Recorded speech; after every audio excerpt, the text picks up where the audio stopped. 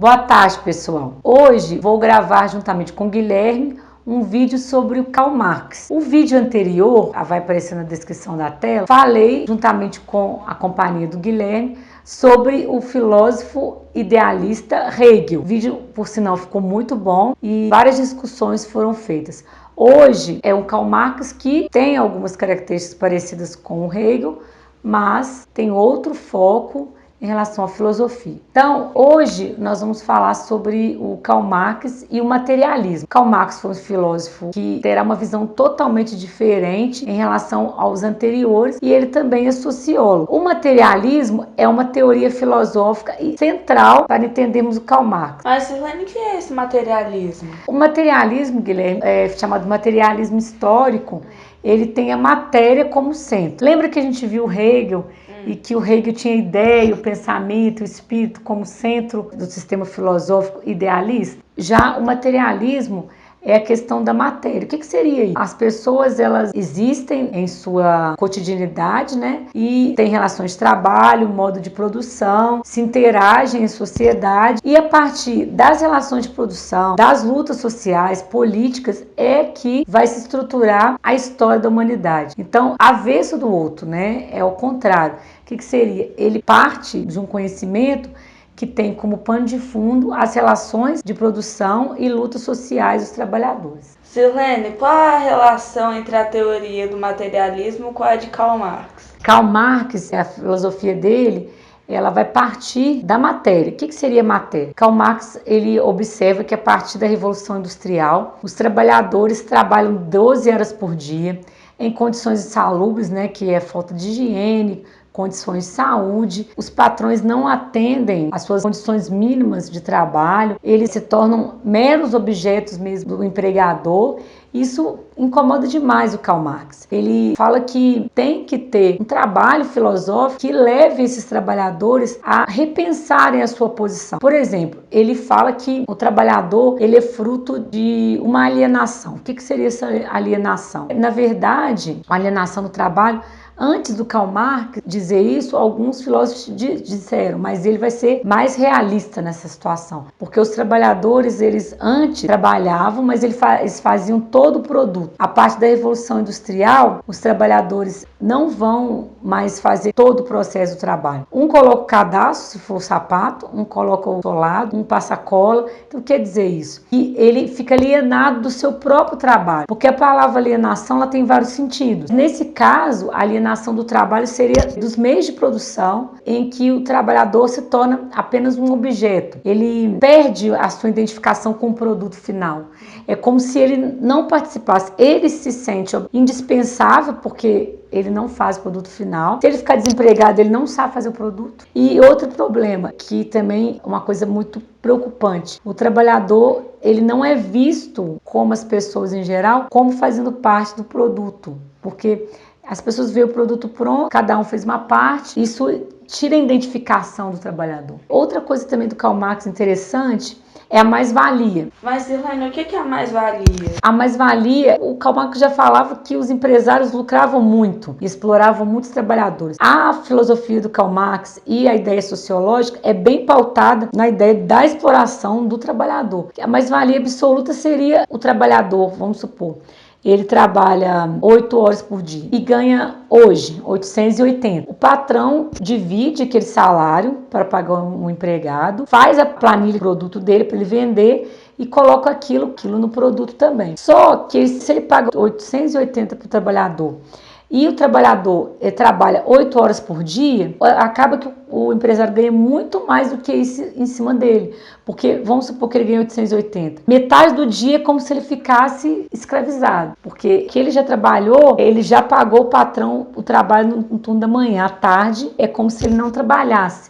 E uma hora extra também. Ele trabalha, mas não recebe. Não recebe o tanto que é merecido. Ele ganha menos do que é merecido. Isso é mais-valia absoluta. Entendeu, Guilherme, que é mais-valia absoluta? Entendi. E tem a relativa também, que é muito usada nos dias de hoje. O que seria isso? A mais-valia relativa seria as máquinas. Por exemplo, o trabalhador, ele ganham um certo salário e as máquinas, elas fazem trabalho de 10, 20 pessoas. A gente teve essa semana na sala de aula, né? E esse trabalho que elas prestam para o trabalhador, eles acabam ganhando muito mais ainda, porque as máquinas, elas dão um lucro enorme para o trabalhador. E olha que o Karl Marx não conheceu essas máquinas tão modernas. Na época dele, as máquinas eram movidas a vapor, ainda bem... Tem um filme, né, que eu não lembro como é que é o nome que você passou pra gente. Do Tempos Modernos. É, dos Tempos Modernos. Aquele filme retrata bem, mas ainda não eram essas máquinas tão modernas como tem hoje.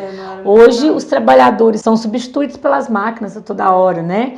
10, 100 trabalhadores por uma máquina. Isso o Karl Marx não pegou. Olha o desemprego que causa isso, né? Além de tudo, né?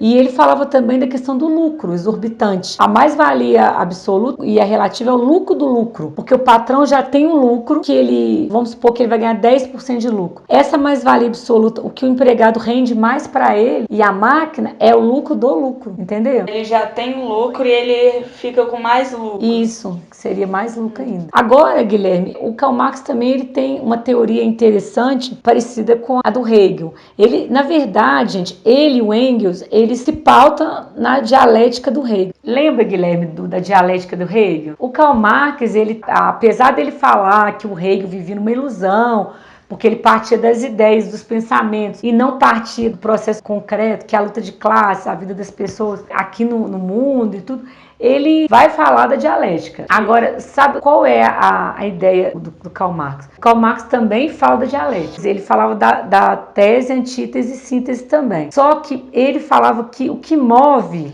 a história são as lutas de classe. Vou dar um exemplo para vocês. Por exemplo, a Revolução Francesa. A Revolução Francesa é um movimento histórico. Só que o Karl Marx vai focar nas lutas sociais, que seriam o que move a antíteses, né, que era contra a burguesia, tinha aversão às mordomias da nobreza, que eles estavam destruindo a economia do país, e eles vão fazer um movimento revolucionário para derrubar a monarquia. Só que, na verdade, vem a síntese. O que é a síntese? São as contradições. Os burgueses vão tomar o poder, o povo, né, na verdade, não vai participar tão ativamente assim, só que é um movimento revolucionário que acaba mudando a história.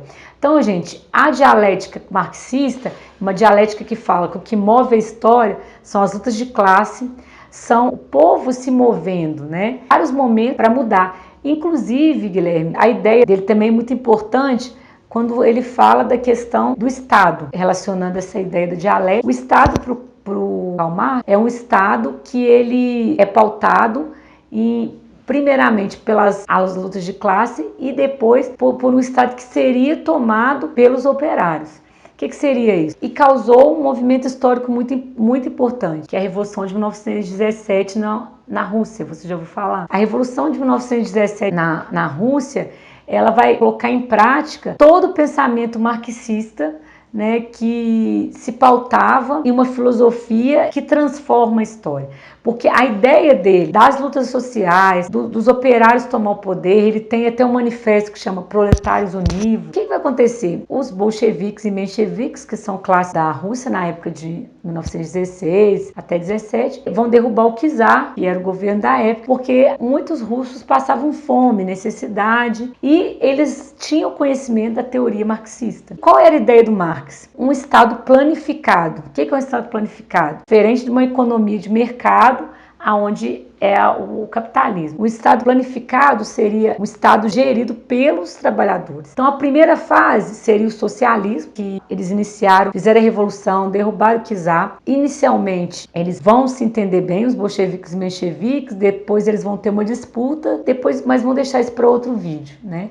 Que na verdade é importante. A ideia do Karl Marx inicial era que os proletários tomassem o poder e que depois não existisse, na verdade, e não existisse no Estado, pessoas que gerissem o Estado. O que seria isso? O comunismo. Então, na verdade, gente, o vídeo do Karl Marx termina aqui. O próximo vídeo a gente ainda vai elaborar. Eu vou seguir as linhas dos sociólogos agora, Guilherme.